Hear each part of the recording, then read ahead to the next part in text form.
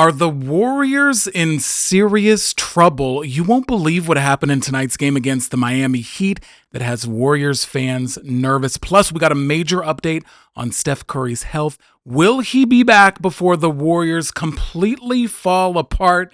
In today's video, I'll break down another ugly performance and the implications this has on the Warriors' plan as they head into the final 10 games of the season.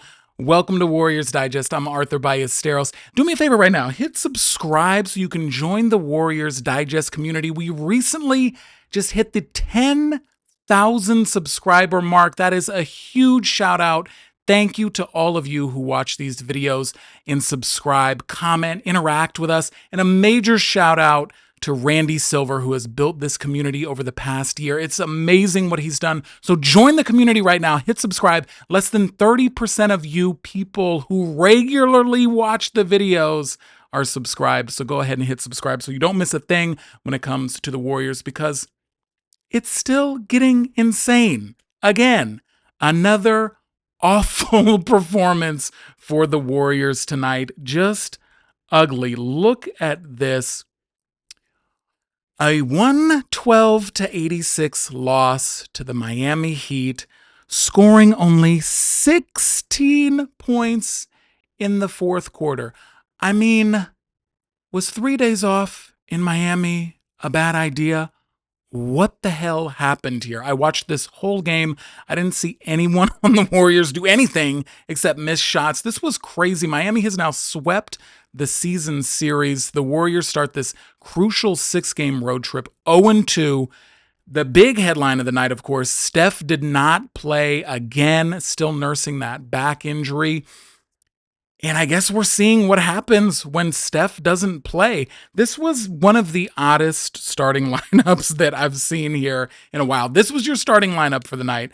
Podziemski at the 1 makes sense with Steph out. Moses in his regular spot at 2. Jimmy playing the 3. Gary Payton in the starting lineup playing the 4 and Draymond at the 5.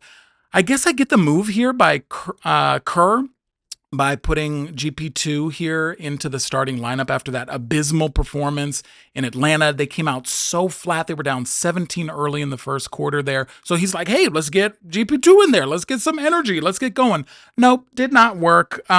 We still had another dud. And the real blame on all of this falls on Jimmy Butler. Look at his stats for the night. And I love that somebody added this in there. Jimmy, you were supposed to get revenge tonight. This was the much hyped, all of national media talking about this game. Jimmy Butler back in Miami. What's he do? 11 points, 0 of 2 from the 3-point, 5 of 12 on shooting.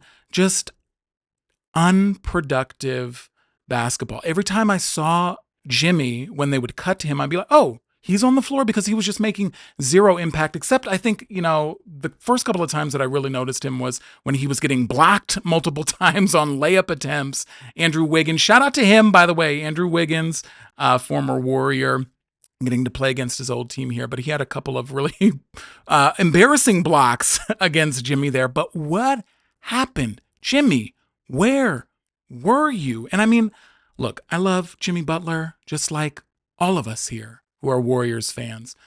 But I'm starting to see a trend here where I don't know if Jimmy still has playoff Jimmy gear in him. Now, I'll get it. We're not to the playoffs yet. But Jimmy's looking like he's trying to kick it into that next gear, and he's just not able to. He's not able to dominate scoring. He's not able to control the game here. And maybe there was just too much pressure.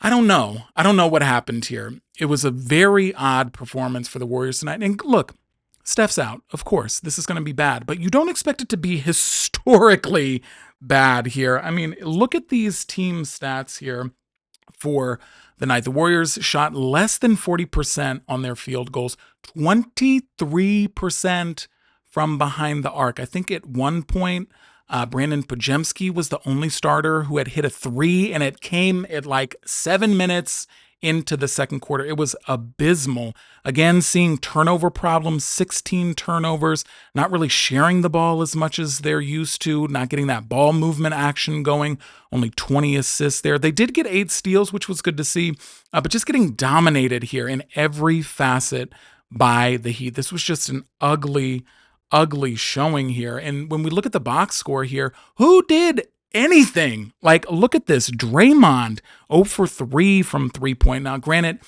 you don't expect him to be hitting a lot of threes, but he's hit some pretty key ones recently in some games here, but just completely ineffective. Butler, 0 of 2 from 3.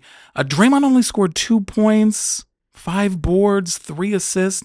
GP2 with his start here, he was negative 21 on the plus or minus. Now, granted, like all the starters were negative 20, but just an awful performance here. Brandin Podziemski, I would say, was one of the only bright spots that I saw. He did hit some pretty clutch threes.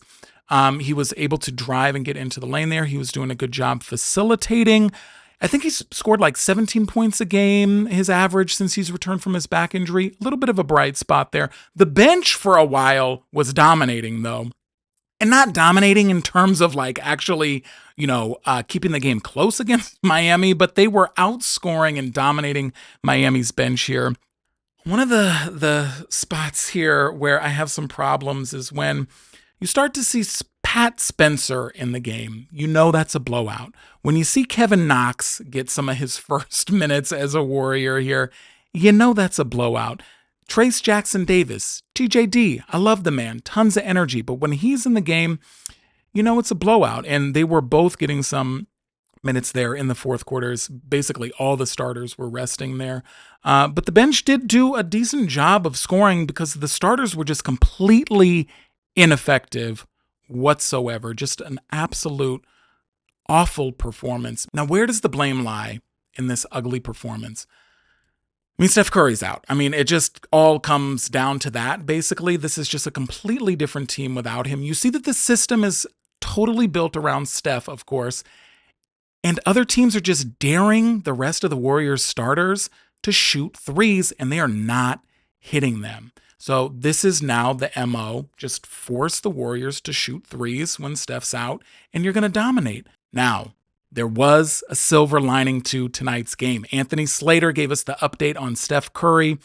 He tweeted this out before the game. Steve Kerr said that Steph made a movement in his workout yesterday that didn't feel quite right, and training staff determined that he wasn't ready for clearance for Miami, and it wasn't worth the risk. The Warriors are expected to have Steph back in New Orleans on Friday. That is huge. Stop the skid. Although the Warriors should stop the skid against the Pelicans to begin with because they're so awful. But now it looks like we're going to get Steph back. And this has just been an absolute abysmal 2-game stretch without him. We had a lot of hope that the Warriors were going to be able to perform well without him because we saw how well they did in that Bucks game without Steph when he had to sit out with, before this pelvic injury, he had some of the back soreness there. We kind of got a little bit of fool's gold thinking, oh, Jimmy's got that. He's going to take control of all of this. We're good. Don't worry about it. Steph can sit out. I was in that camp. I was like, this road trip, no problem. Steph's out. Let him sit out. But now we got a problem. They can't beat teams like the Miami Heat when they're on this huge national spotlight. But looks like Steph is going to be back. Hopefully he is fully rested, healed, and ready for the final 10 games here, because this is going to get crazy here. As we look at the standings, Warriors clinging to this 6th spot, the Clippers half game back. This is how quickly the Warriors could be in the play-in situation here. And then, Memphis, they're still, as I'm recording this, Memphis is still playing, so we don't know if we're going to gain any or lose more ground here. But starting to look like we were having conversations about the Warriors trying to sneak into that 3rd spot, maybe even get into the 2nd spot. Some people were talking about. Now it's just cling on to this 6th spot for dear life with the last 10 games. And I mean, they do have a shot here to turn this around. We know that the NBA basketball It's a game of streaks. It's a season of streaks. The Warriors just have to get hot at the right time. Now, we look at these next 4 games here: New Orleans, San Antonio, Memphis, LA. With Steph, they're all winnable games. Even without Steph, New Orleans and San Antonio should be wins. It's going to be a lot tougher if he were to sit out, a little bit longer here and miss Memphis and LA. But let's turn this around. Let's turn this 0-2 start into a 4-2 road trip. That would be beautiful to sort of maintain pace here because, my God, this is not fun basketball to watch right now. We've been so spoiled in the 20 games since Jimmy joined the team. We're like, oh, we're going to the finals. This is going to be great. But we have to expect there are going to be bumps in the road here. This is how it goes. But you have to correct this quickly. And I know that Randy and myself, we both said numerous times over and over, good teams don't lose 2 games in a row. What did we just do? But we're still a good team. We are. This is just an apparition. Steph is out. There is a huge caveat to losing those 2 in a row. So down in the comments, let me know what you think. Are the Warriors in trouble here? Is there a shot that the Warriors are going to end up back in the play-in? And who is to blame for tonight's loss? Is it a team loss? Is this a Kerr? Do we put the blame on Steve Kerr for running out such a weird starting lineup here? For having them come out flat-footed again? Is this on the Warriors players? Are they spending too much time enjoying the nightlife in Miami? Are they too in their head? Are they believing too much of their hype? You tell me what you think is going on, and we will be back on Friday for the Warriors Pelicans. We're going to need a lot of time to regroup. I'm exhausted. I'm tired. My contacts have been in for like 20 hours. My eyes are blurry. I can't see.